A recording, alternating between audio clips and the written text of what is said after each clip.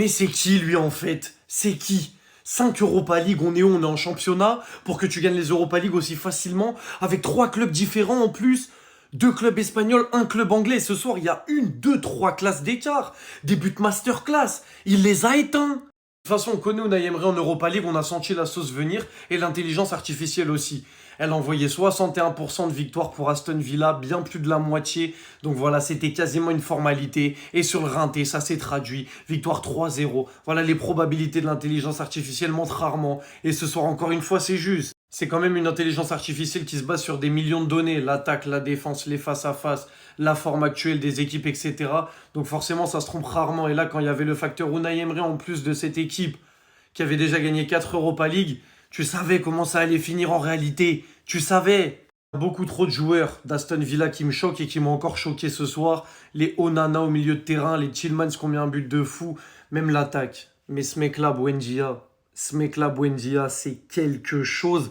Balle au pied, c'est quelque chose.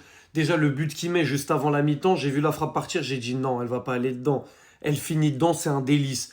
Et ensuite, la passe décisive sur le troisième but, la feinte au défenseur pour repartir et mettre un centre pile dans la zone, pile dans le bon tempo, c'est de l'art. Buendia, c'est de l'art. Ah, mais sincèrement, en fait, vous voulez dire quoi? Le parcours, il est tellement beau, il est tellement net, il est tellement sans bavure. Tu finis deuxième de phase de ligue, en huitième de finale, tu te farcis Lille. En quart de finale, le retour chez toi, tu gagnes 4-0. En demi-finale, le retour chez toi, tu gagnes 4-0. En finale, terrain neutre, tu gagnes 3-0. T'es injouable. Du début à la fin, t'es injouable. Il faut applaudir Aston Villa, il faut applaudir Unai Emery. Personne ne les inquiétait. Littéralement personne.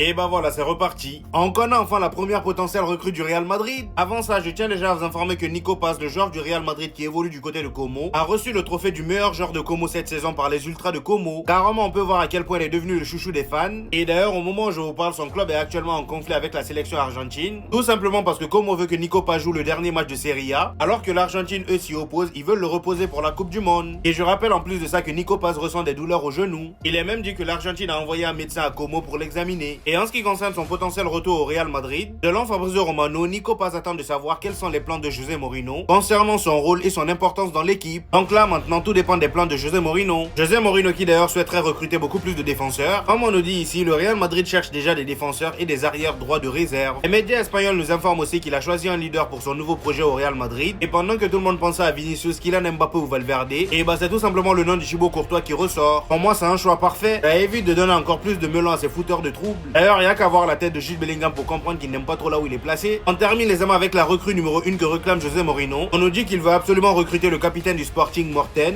un joueur danois de 26 ans. Je vous avoue que je le connais pas tant que ça. Et son prix est actuellement à 50 millions d'euros. Pour ceux qui le connaissent, dites-nous en commentaire s'il est bon ou non. Ça a commencé les gars, le plan José Mourinho est activé. On dirait que ça va vraiment beaucoup bouger au Real Madrid. Alors qu'on vient de nous communiquer qu'estimé à 50 millions, José Mourinho aurait demandé la signature de Morten, considérant que celui-ci peut être une pièce fondamentale, pièce centrale de son projet au Real Madrid. Vous rappelant que le joueur concerné est actuellement capitaine et milieu de terrain au Sporting. Sortant de Benfica, José Mourinho a littéralement pu tout observer de lui, me rappelant du fait que c'est lui qui avait découvert Modric. J'ai absolument aucun doute sur son analyse et sur son expertise à reconnaître des milieux de terrain. Et d'un point de vue personnel, le joueur a une très belle lecture de jeu, sait subir la pression lors des moments compliqués, arrive même à en demander davantage dans ce genre de situation justement, et arrive clairement à contrôler le rythme du jeu. Si c'est pas lui, alors qu'il nous faut les gars. Cela ne fait pas partie des seules demandes de José Mourinho, qui veut aussi un ancien joueur du Real Madrid dans son staff d'entraîneur, donc Toni Kroos, on pense tous à lui, car celui-ci veut fortement une liaison entre le conseil d'administration et l'équipe, et même si cela n'a pas l'air d'être réciproque pour l'instant, Bernardo Silva souhaiterait énormément rejoindre le Real Madrid,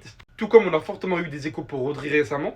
Au vu de leur fin de cycle et surtout du départ de Pep Guardiola, on a pas mal de joueurs de City qui cherchent apparemment à partir. J'ai l'impression qu'on est sur la bonne voie, espérons cibler de très bons joueurs. Madridista, j'espère que vous allez bien. Je viens ce beau mercredi matin avec quelques actus intéressantes du côté du Real Madrid. On parlera d'Hendrick qui apparemment plaît beaucoup à José Mourinho. On parlera également de José Mourinho qui aurait demandé au Real Madrid de recruter un milieu de terrain du Sporting. On parlera aussi d'un club turc qui s'est renseigné sur la situation de Camavinga. Et pour terminer, on parlera d'un jeune milieu de terrain qui a également été proposé par José Mourinho au Real Madrid. Mais avant de vous parler de tout ça, pour tous les Madrilènes qui ne me suivent pas encore et qui ne souhaiteraient louper de l'actualité Madrid, ça se passe ici donc n'hésitez pas à vous abonner. En plus, progressivement, on est en route vers les 400 000. Et surtout, n'oubliez pas de partager la vidéo à tous vos proches qui méritent d'être régulièrement informés sur l'actualité Madrid. Allez, on enchaîne. Pour commencer, l'info nous vient tout droit de Fabrizio Romano. José Mourinho sera un fan d'Hendrick. Pour moi, personnellement, ça c'est une bonne nouvelle. Après, ça ne m'étonne pas du tout. On sait que José Mourinho, il aime les joueurs qui ont du caractère. Des joueurs qui ont du cran. des joueurs qui n'ont pas froid aux yeux. Et Hendrick remplit tous ces critères. Donc on a hâte de voir les plans de José Mourinho pour Hendrick. En parlant de José Mourinho, on a plein de rumeurs qui sortent sur des joueurs qui l'auraient proposé au Real Madrid. Hier, on a entendu parler par exemple de Bastoni en défense. Et aujourd'hui, on a des rumeurs sur 2 milieux de terrain. Déjà là, on nous dit que José Mourinho veut signer Morten Hultman au Real Madrid. Je ne sais pas si j'ai bien prononcé son nom. Le milieu du Sporting coûterait 50 millions d'euros et Mourinho aurait demandé au club de le signer. Personnellement, je ne regarde pas spécialement le championnat portugais, mais je suis allé me renseigner un tout petit peu. Et en vrai, je crois qu'il fait partie des cadres du Sporting. J'ai vu un tout petit peu que c'était un milieu de terrain assez complet, très combatif, très mobile et assez technique. Et en vrai, quand Mourinho a l'œil sur des milieux de terrain, faut le prendre très au sérieux.